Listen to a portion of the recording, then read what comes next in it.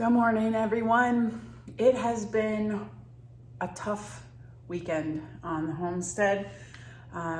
This weekend we butchered all of our rabbits and we also butchered some of our chickens. And to be quite honest, it was heartbreaking for me.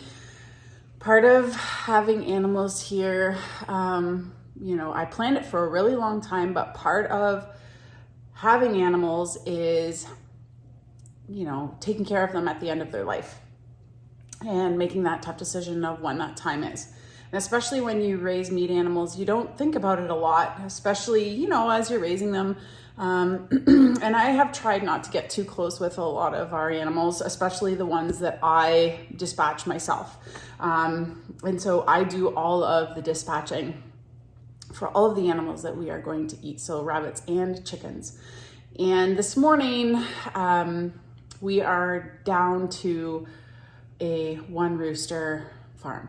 So the porch posse, if you remember, green and red, I know it's sad.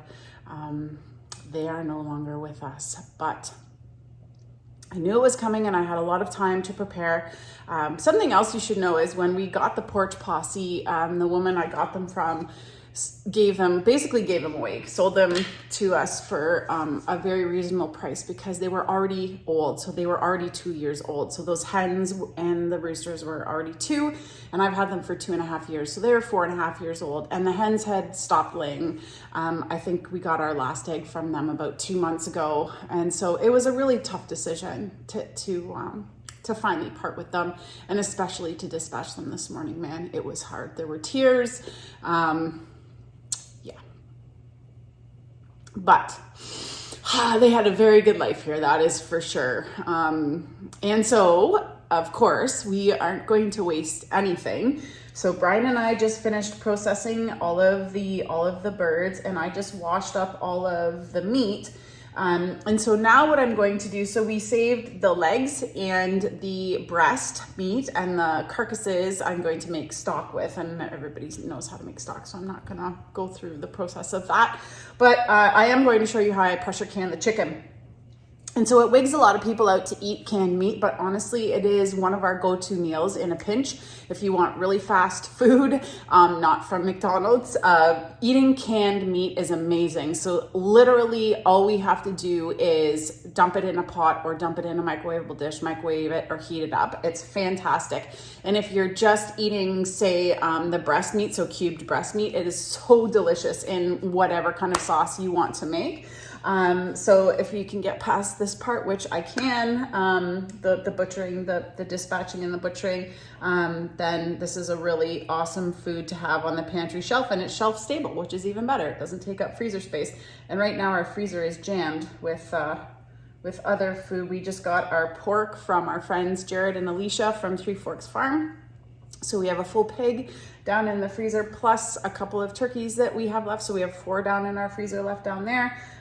So yeah, it's a happening place in our freezer these days. As I've said before, I reference the National Center for Home Food Preservation website, and for canning chicken, I am going to do a raw pack, which literally means bone in, put the stuff in the jars. Don't add anything else except for a teaspoon of salt if you want, or some salt. So I'll probably add about 3/4 of a teaspoon of salt to each jar, and that's just for flavor. It has nothing to do with the preservation process. And then you put the lids on and can it for 75 minutes so we do 10 pounds of pressure. So I'll bring you along for that. So I'm just gonna get this, some of the meat cubed up and show you what I do. So first thing I'm gonna do, I don't know if I have enough jars. I'm just gonna add about 3/4 of a teaspoon of salt to each quart. And the quarts process for 75 minutes. I think pints are shorter, but because I have quarts, I'm going to can it all. I have one pint here that I'm gonna add about a half teaspoon of salt to. That's probably not gonna be enough, but I can't do more than 7 quarts, so I'm gonna try. And all you do, so as I put the meat in, I'm just checking if there's any feathers. And don't get grossed out, because all the chickens that you eat have feathers on them. And I just I pack them in, and so you pack it loosely. So There's the thigh. And I like to put in some of each, so then I'll cut up a breast into cubes. So I'll put some, and you just loosely pack it so you don't stuff it. You don't overstuff the jars. And you leave about an inch of head space. After we got our turkeys butchered, I was thinking I should have probably done this for turkeys. So that's as much as I fill them. Okay, so I've got all my jars loosely packed. I've left 1 inch of headspace. I am now just wiping the rims with vinegar. I always do that.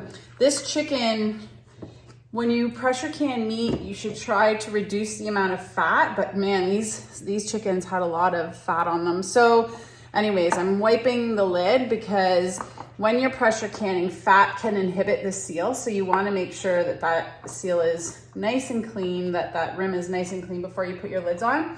And all we're going to do, we're not adding water or anything. All we're going to do is put the lids on and pop it in the pressure canner. And essentially what happens is the meat cooks in its own juice. It's pretty spectacular. If you've never eaten canned chicken, people, you know, it's different, but honestly, so I'm just putting the lids on finger tight. It is so tasty. So that's what the jar looks like. The ones with bones obviously look a little bit different, but this will cook in its own juices and you'll be pretty amazed at how much juice is in these once they come out of the canner. One of the other, well, not nice things, but one of the benefits of the porch posse being gone now is that I let Hugh and the ladies free range today.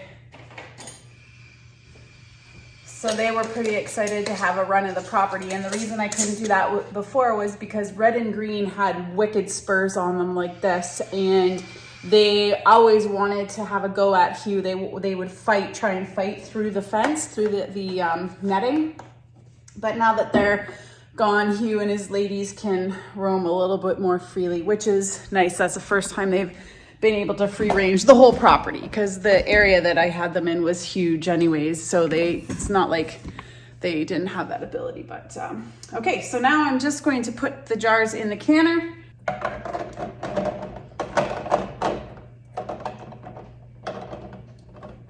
So that's pretty good.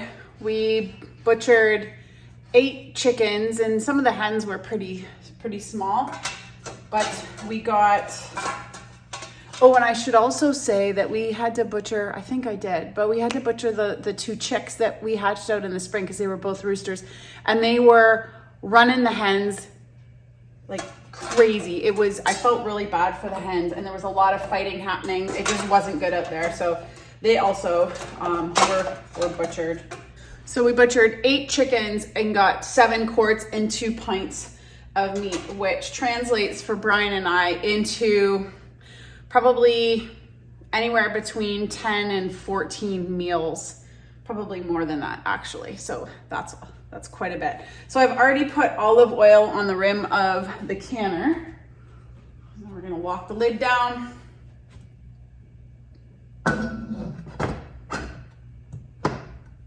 Now we're gonna wait for the steam to vent. So it needs to vent for 10 minutes at a full vent, which means the steam's screaming out of there. Then I'm gonna add the weight. We can using the 10-pound pressure gauge. So I'll put my weight on once this is vented for 10 minutes. But it actually works out today because I have some online first aid training I need to complete. So I will do that while I wait for this to process. Okay, the chicken has been processing for 75 minutes. I let the dial gauge come to 0. So now we're going to carefully remove our lid.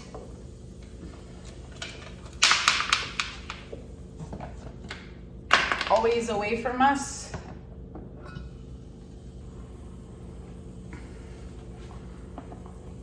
And there you go.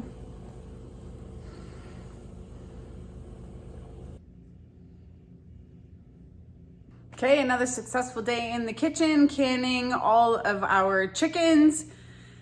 I know it's a tough process for a lot of people to wrap their head around. It is for me too, to be honest, but it's worth it for us to make sure that we are respecting the animals as much as possible, all the way to the end of their life and beyond. We're super grateful to have this delicious organic meat to eat over the winter time and maybe for a couple of years, because it'll last at least that on the pantry shelves. Anyways, hope you're having a great weekend. Thanks for watching, and I'll see you next time.